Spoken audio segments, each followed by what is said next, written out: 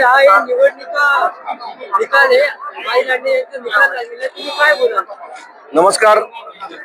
तांबे बारव जिल्हा परिषद गटातील सर्व मतदार बंधूंनी जो विश्वास माई लांड्यावर दाखवला त्या विश्वासाला आम्ही 100% पात्र राहू. येणाऱ्या काळामध्ये सर्व युवकांच्या सर्व ज्येष्ठांच्या मार्गदर्शनाखाली येणाऱ्या काळामध्ये विकासाची दिशा ही नक्कीच उज्ज्वल असेल अशी मी खात्री.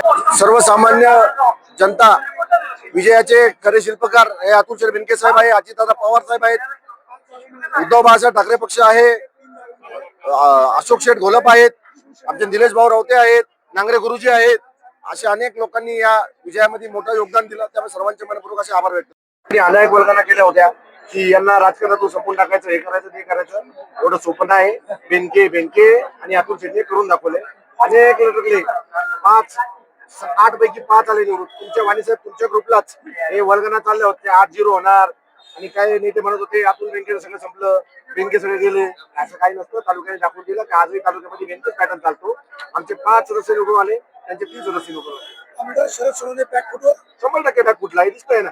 आता व्हॉट्सअपला तुमच्या त्या चर्चा चालू झाल्या. आता परत विधानसभेचं करताय. आता मला एक सांगा, राष्ट्रवादी काँग्रेस जे सोडून गेले त्यांचा दारुण पराभव झाला. 100% जे सोडून गेले त्याचा दारू पराभव झाला. त्यांनाही कळणं गरजेचं होतं की आपण स्वतः बोलून नाही, तुमच्या मागे अतुल शेठने बोलून तुम्हाला किंमत होती. अतुल शेठ तुमच्या मागून सरकलं, तुम्ही अतुल शेठला सोडलं, अतुल शेठने तुम्हाला तुमची जागा राखून दिली. तुम्ही काय सांगा, राष्ट्रवादी काँग्रेसला 5 जागा मिळालेल्या आहेत. माई लांडे यांचा गवगवीत विजय झाला. प्रथमतः मी सर्व माझ्या तांबे बारव गटातील जिल्हा हा माईताईंना दिला, अश्विनीताई केदारींना दिला. त्याबद्दल मी सर्व माझ्या तमाम जनतेचे मी मनापासून ऋण व्यक्त करतो आणि नक्कीच हा विश्वास देतो. नक्कीच बरोबर आम्ही सगळे अमोल दादा असेल, देवराम शेठ लांडे साहेब असतील, नांगरे गुरुजी असतील, पोपट रावते असतील, आम्ही सर्वजण अश्विनीताई केदारी असतील, हे चांगल्या प्रकारे काम पुढील काळामध्ये जनतेच्या मनातील काम करण्याचा प्रयत्न आम्ही प्रामाणिकपणे करू. आज आपल्यामध्ये अजितदादा पवार नाहीत. मोठं दुःख या संपूर्ण जिल्ह्यालाच नव्हे तर पूर्ण महाराष्ट्राला, पूर्ण देशाला आहे. हे दुःख असं आहे की वाणी साहेब ही पोकळी त्या 3 दिवसाच्या कालखंडामध्ये बारामतीत तळ ढळकला होता. त्यांना घरी करमत नव्हतं, झोप येत नव्हती, भूक लागत नव्हती.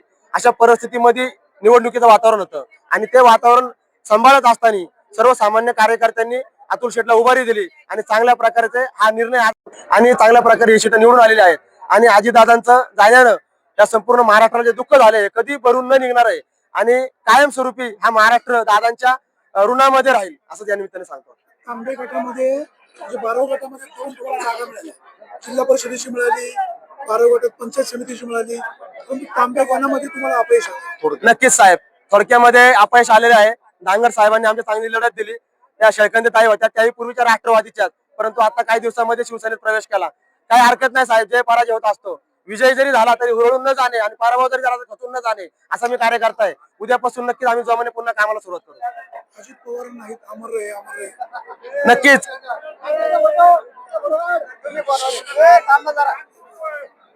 अमर रहे, अमर रहे, अमर रहे, अमर रहे राष्ट्रवादी काँग्रेस पक्षाचा आमदार अतुल शेठ बेनके साहेबांचा.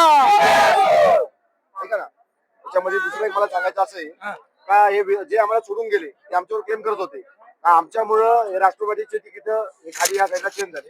मला मी खात्रीशीर सांगतो, जबाबदारी सांगतो की आम्ही जे तिकीट राष्ट्रवादी काँग्रेस पक्षाला 12 तांबे गटामध्ये घेतली, हे आमचा विजय हा जो झाला, हे आमचे तिकीट योग्य गेले ना, तो शेट्टी योग्यच नाही दिला, हे आज सिद्ध झालं.